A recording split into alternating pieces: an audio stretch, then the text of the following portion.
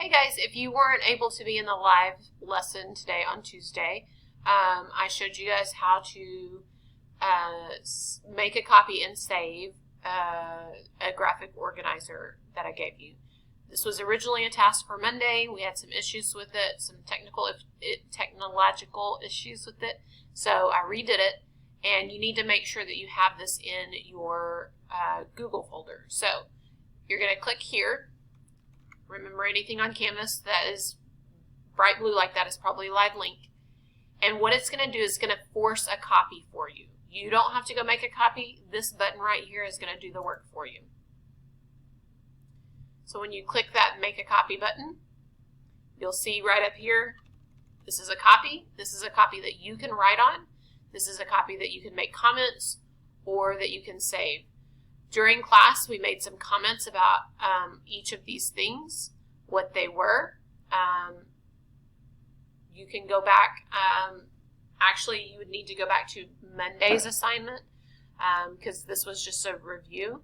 I want you to have this so that you can pull it out and look at it and work with it later. So back to our main topic. We need to file this in your English folder. So we're going to hit File. We're going to go all the way down to Move right here. And you're going to put it in your English folder. My English folder is in my student binder for Nichols. And so I'm going to go put it in my, let's say, 8th period folder. Okay?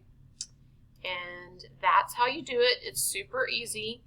If for some reason your screen doesn't have a file button right here, it's missing something,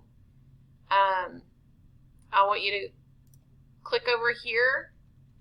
Several of you have had trouble with this today, that just your menus weren't all done.